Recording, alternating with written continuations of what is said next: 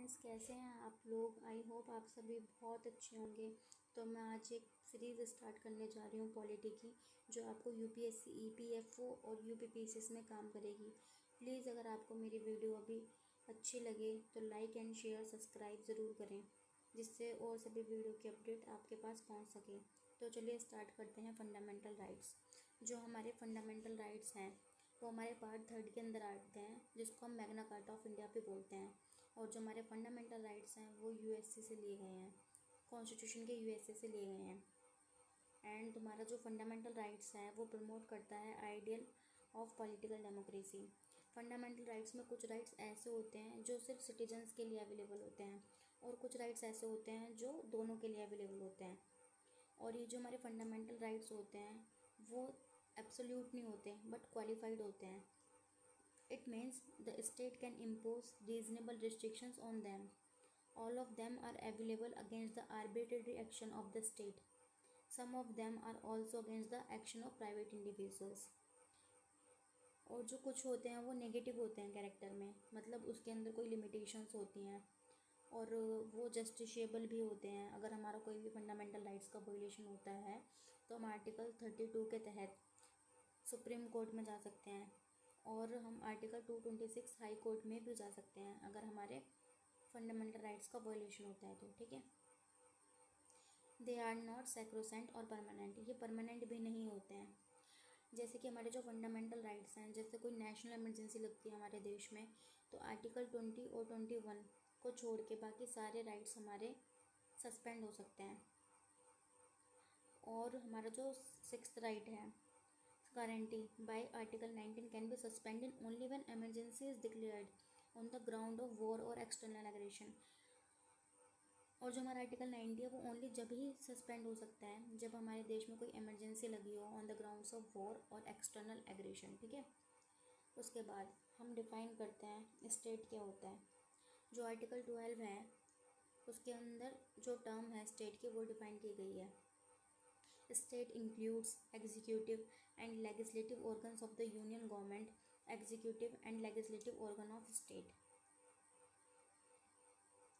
जो हमारी गवर्नमेंट्स होती हैं और लोकल अथॉरिटीज़ होती हैं, म्यूनिसिपैलिटीज़ होती हैं, पंचायत होते हैं, डिस्ट्रिक्ट बोर्ड्स होते हैं, और ये तुम्हारा जो भी स्टैचुरी और नॉन स्टैचुरी अथॉरिटीज़ होती हैं जैसे LIC, ONGC और सेल एक्सेट्रा, ये सारी टर्म्स हमारे आर्टिकल 12 के अंदर आती है। Now law inconsistents with fundamental rights. Article 13 क्या बोलता है? Article 13 declares that all laws that are inconsistent with or in derogation of any of the fundamental rights shall be void, provides for the doctrine of judicial review। Article 13 permanent laws enacted by center and state, temporary ordinance by president। जैसे हमारा एक case था supreme court का, Kesavananda Bharti case 1973, उसमें बोला गया था कि जो constitutional amendment can be challenge on the ground that is violets a fundamental right that form a part of basic structure. अगर हमारे कोई भी हमारे कॉन्स्टिट्यूशन के बेसिक स्ट्रक्चर को छेड़छाड़ करेगा तो सुप्रीम कोर्ट क्या कर सकती है? उसको डिक्लेयर्ड एज वॉइड कर सकती है, नल घोषित कर सकती है। अब हम बात करते हैं राइट टू इक्वलिटी। आर्टिकल 14 से लेके 18 तक है। आर्टिकल 14 क्या बोलता है? State shall not deny to any person equality before law or the equal protection of law. और ये जो कंसेप्ट लिया गया है इक्वलिटी बिफोर लॉ का, ये ब्रिटिश के कॉन्स्टिट्यूशन से लिया गया है, जो कि एक नेगेटिव कंसेप्ट है। It is an element of the concept of rule of law propounded by the British jurist. Supreme court held that the rule of law as embedded in article 14 is the basic structure of the constitution.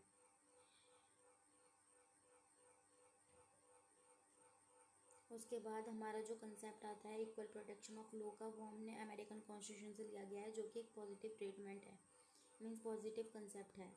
The equality of treatment under equal circumstance both in the privilege conferred and liabilities imposed by the government। Similarly, application of the same laws to all persons।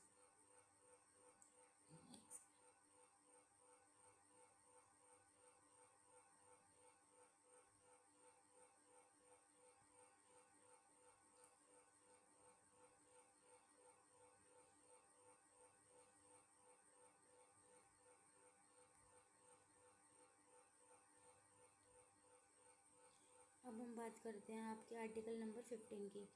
Article 15 क्या बोलता है कि जो state है वो discriminate नहीं कर सकती है against any citizen on the ground of religion, race, caste, sex और प्लेस ऑफ बर्थ।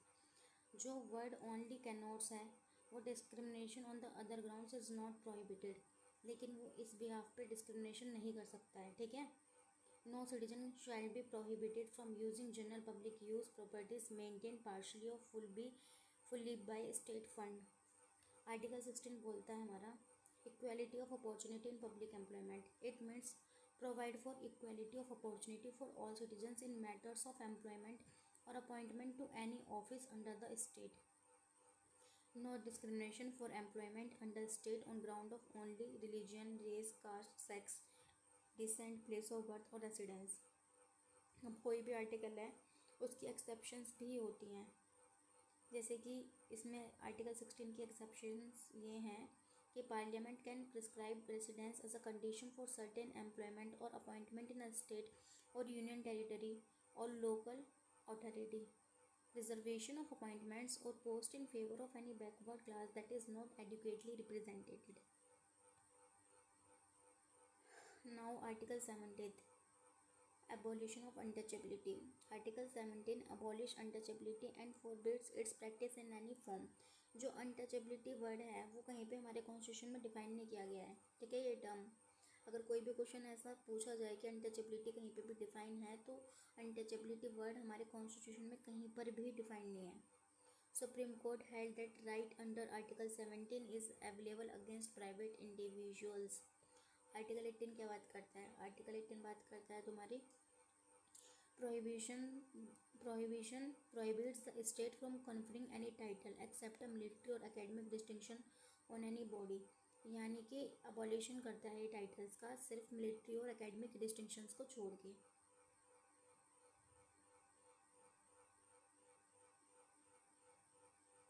अब हम बात करते हैं राइट टू फ्रीडम की। आर्टिकल हमारा 19 से लेके 29 तक है। जो हमारा राइट टू फ्रीडम है ये आर्टिकल तुम्हारा 19 से लेके 22 तक है। आर्टिकल 19 के अंदर हमारे 6 सब कैटेगरीज हैं। लाइक फर्स्ट क्या है? Right to freedom of speech and expression.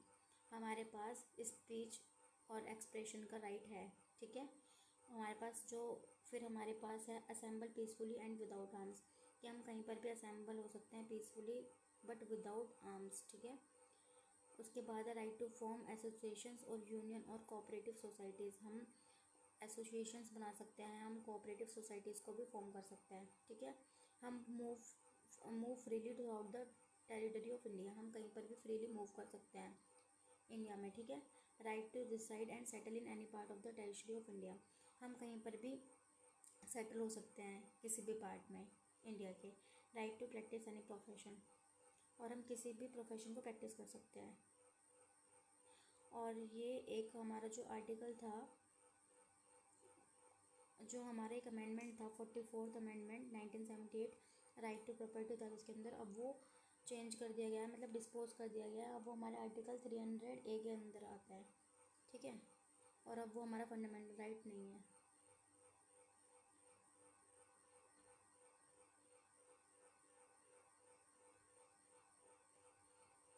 एक सेकेंड।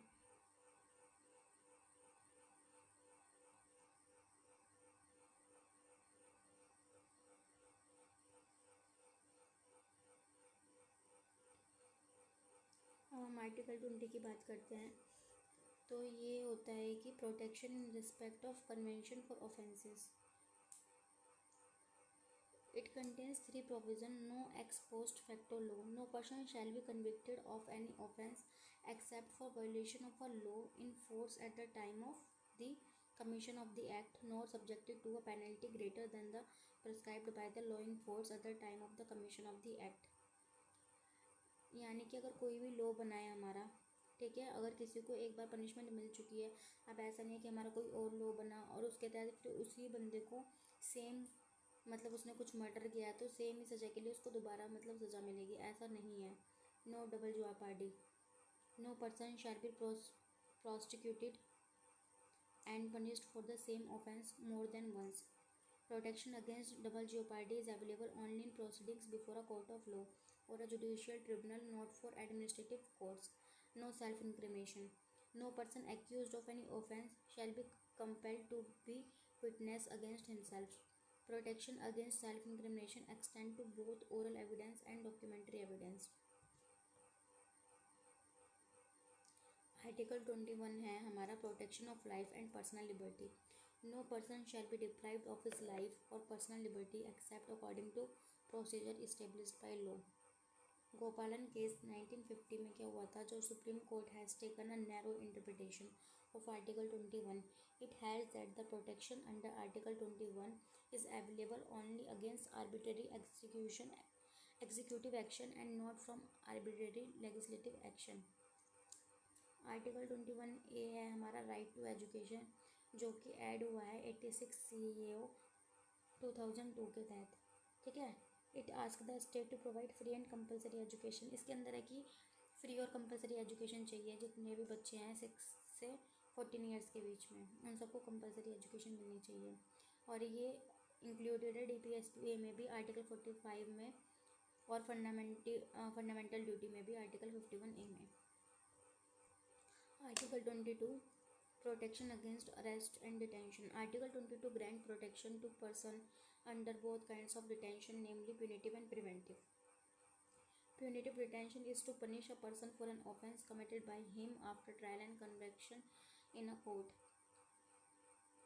Punitive क्या होता है कि अगर हमने कुछ भी हमने कांड किया, कोई भी केस हुआ, हमने मतलब वो चीज़ कर दी, मर्डर कर दिया हमने, और उसके बाद हमें आके कोई अरेस्ट कर रहा है, तो वो होता है प्यूनिटिव. और प्रिवेंटिव वो होता है कि अभी कोई भी चीज़ हुई नहीं है और हमें पहले ही इन्फॉर्मेशन मिल जाती है, तो हम उस बंदे को जाके पहले ही अरेस्ट कर सकते हैं एज अ सस्पेंशन में. तो वो होता है तुम्हारा प्रिवेंटिव डिटेंशन. ठीक है. Punitive detention is to punish a person for an offence. उसने कोई ऑफेंस किया है तब ही उसको हम मतलब अरेस्ट कर सकते हैं. लेकिन प्रिवेंटिव में क्या होता है कि वो पहले से ही कर लेते हैं.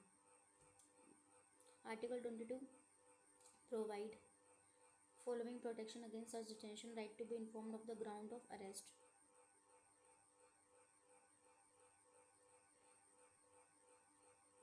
अब हम बात करते हैं right against exploitation article 23 and 24 की. आर्टिकल 23 क्या बोलता है, prohibition of traffic in human being and forced labour. ये आर्टिकल जो है दोनों के लिए अवेलेबल है, सिटीज़न के भी लिए और नॉन सिटीज़न के भी लिए. It protects the individual not only against the state but also against private persons. Article 23 also provides for an exception to this provision. It permits a state to impose compulsory service for public purposes, as for example military service or social service. Article 24 में है provision of employment of children in factories. जो भी छोटे छोटे बच्चे factories में work करते हैं उसके लिए प्रोहिबिशन है ये आर्टिकल. ठीक है. तो जितने भी 14 साल से नीचे के एज के बच्चे फैक्ट्री में काम करते हैं, माइंस में काम करते हैं और जो हज़ार्डस एक्टिविटीज़ में काम करते हैं उनके लिए प्रोहिबिट किया गया है. It does not prohibit their employment in any harmless or innocent work. Right to freedom of religion. Article 25 से 28 है. आर्टिकल 25 क्या कहता है, freedom of conscience and free profession practice and propagation of religion. ठीक है.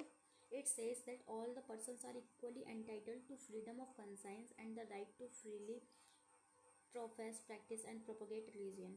The implications of these are freedom of conscience, right to profess, right to practice, right to propagate. It does not include a right to convert another person to one's own religion. Article 26. Article 26 बोलता है freedom to manage religious affairs. Right to establish and maintain institutions for religious and charitable purposes. Right to manage its own affairs in matters of religion. Right to own and acquire movable and immovable property.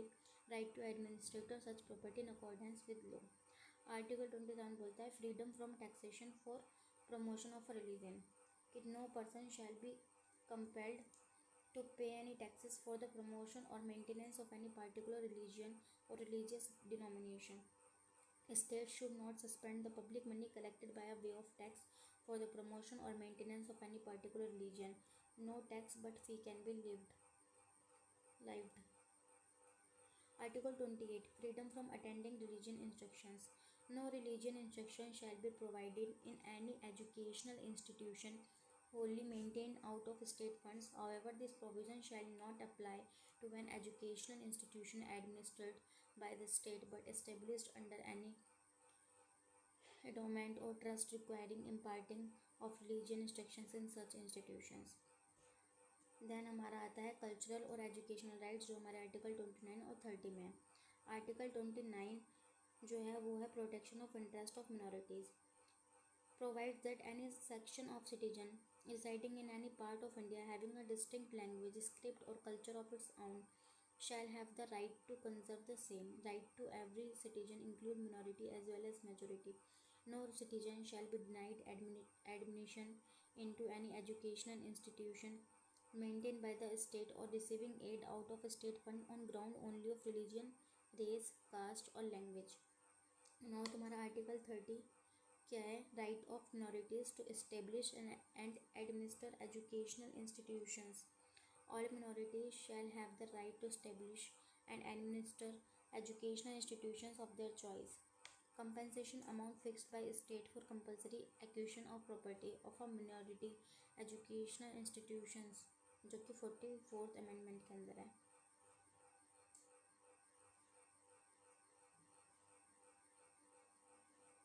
जो हमारा right article 32 क्या बोलता है? Right to constitutional remedies. Article 32 is a basic feature of constitution. Parliament can empower any other court to issue directions or order writs. The president can suspend the right to move any court of affair during national emergency. Article 359 के अंदर article 32 is used for only enforcement of fundamental rights. Role of supreme court and high courts regarding constitutional remedies are as follows. Supreme court में हम जा सकते हैं article 32 के तहत और हाई कोर्ट में आर्टिकल 226 के तहत. As supreme court can issue writ for fundamental rights under article 32 and no other rights. Supreme court सिर्फ फंडामेंटल राइट्स के अंदर ही हम रिट मतलब अपनी वो दायर कर सकते हैं, लेकिन हाई कोर्ट क्या है कि वो इशू रिट कर सकता है फंडामेंटल राइट्स रिलेटेड भी और कोई अदर राइट्स उससे रिलेटेड भी. जो सुप्रीम कोर्ट का जो जुरिडिक्शन है इसमें वो नैरो है, लेकिन हाई कोर्ट में वाइडर है. Supreme court can issue writ against body throughout the country, ठीक है, लेकिन जो writ against body only confined to that state territory, ये हाई कोर्ट के लिए है. Article 32 it itself FR hence SC cannot be refused to exercise writ jurisdiction. Article 226 is discretionary for high court, hence they may refuse. बाकी के जो topics हैं हम next video में कंप्लीट करेंगे. और अगर आपको मेरी वीडियो अच्छी लगी हुई हो तो प्लीज़ सपोर्ट करें, सब्सक्राइब करें, लाइक करें और मेरी अपडेट आपको मिलती रहेगी. Thank you.